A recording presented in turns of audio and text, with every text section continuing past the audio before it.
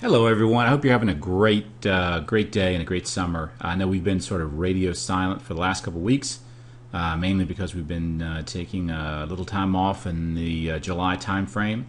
But we're back in the saddle here and starting to work back on the software. And I want to share with you an improvement that we just made live today.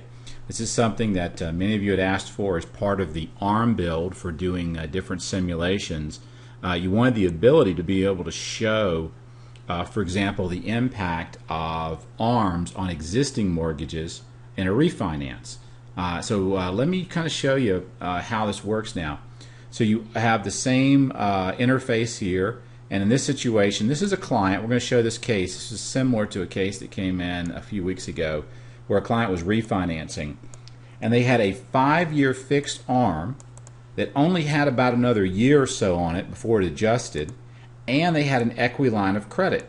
So both of these existing mortgages were adjustable. And we wanted to be able to compare the benefits of refinancing to a new ARM and also to a fixed mortgage. So now what you're going to notice is when you click the details box, anytime you click a product here that's an ARM, you'll see something show up over here. So if this was a 30-year fixed, you'll notice you've got the same interface as before. But let's just say that you click a 5-year ARM. Now I've got the ability to come in and set up that existing ARM. So this is a 5-year ARM. The original loan amount was $200,000. And one other change that we've made with this release is everything is now keying off of the key start date. And that's something a couple of you had asked for. You wanted to make sure that everything was keying off the start date of the loan. And so when you put in the original loan amount and the start date and the interest rate, we're calculating the payment based on that original loan amount and the interest rate for what they would have been paying, and we're looking at that balance based on this key start date. We're also using this key start date for our ARM calculations. So the client has a $200,000 loan. They started this at the 1st of 2008. It's a 5.5% loan. Current balance is $188. They're paying $1135.58 a month. Now key here is I selected 5-year ARM. So I can go in and ask the client and say, when's that going to adjust? Well, I know it's going to adjust after 60 months. In this case, a 2% cap. And we adjust every 12 months, a max adjustment of 2%, life cap of 12, floor of 4. We're using a margin currently of 0.75, and they had a 3.25 index on this, and it was based on a 6-month LIBOR. So actually, technically, I'm sorry. Should be adjusting every 6 months. So now I can go ahead and set this up. So now this is all setting up that existing ARM that I had, and it's going to start adjusting over time based on these guidelines. And you'll notice here I have adjust using, and we've simplified this a little bit. We've got increase to worst case scenario, decrease to best case scenario, or stable rates at current levels. So we've added 3 options. We've got a couple more we'll be adding here, but these are different scenarios you can play out. I typically recommend you use increase to worst case scenario and be consistent in your stuff. But if you say, hey, I think rates are pretty stable, they're going to stay where they are for the next 5 to 7 years, then you would use stable rates. If you really think rates are going to go down and stay down lower than they are today, you'd say decreased in best case. Most compliance officers now, compliance guidelines require that on illustrations you use the increase to worst case scenario. What that means is it's going to adjust to the caps as available and get to the worst place it could get to and stay there. Okay, so you're giving the most conservative situation. Now you can also do this with a second mortgage, right? So in this case, the second mortgage that this client had was an equity line of credit, and it was for $50,000. They took it out in January of 2009.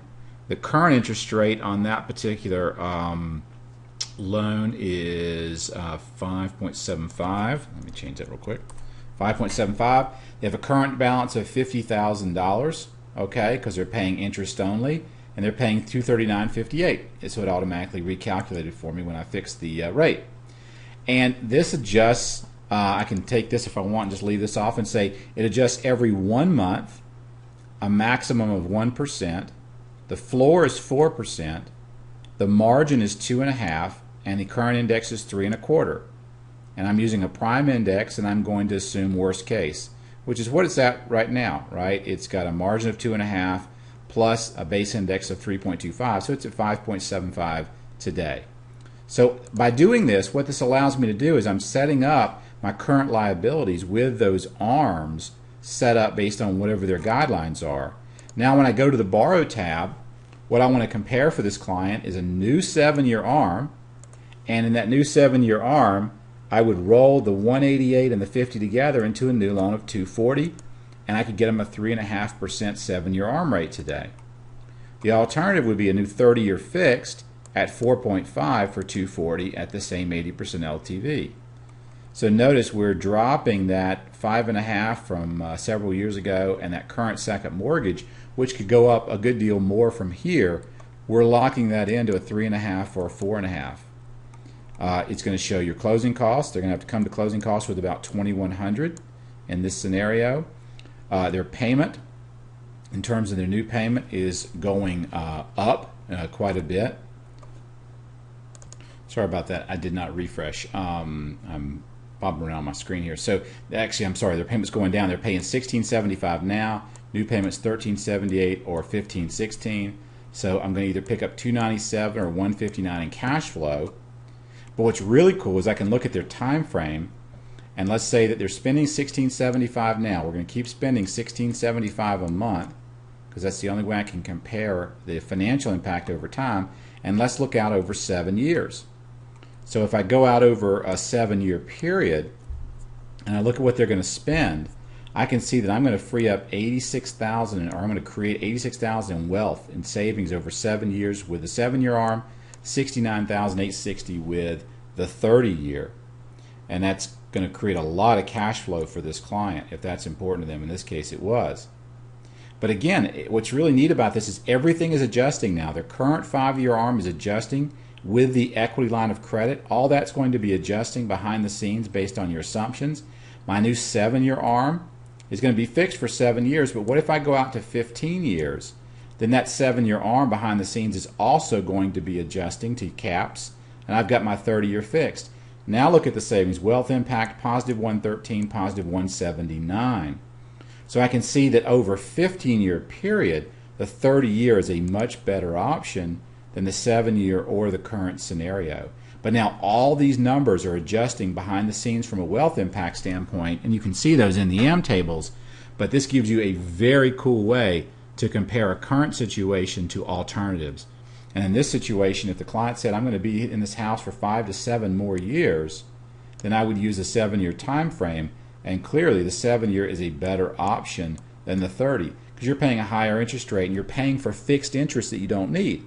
You're getting fixed interest for 7 years and you're only going to be in the house for 7 years. Why pay for fixed interest that's at a higher rate for 30 years when you don't need it? But if the client said, I'm going to be in this house for 10 to 15 years, I'd go to the 15-year time period, and clearly now I can share with them that they're going to be better off over that 15-year time period going with a 30-year fixed.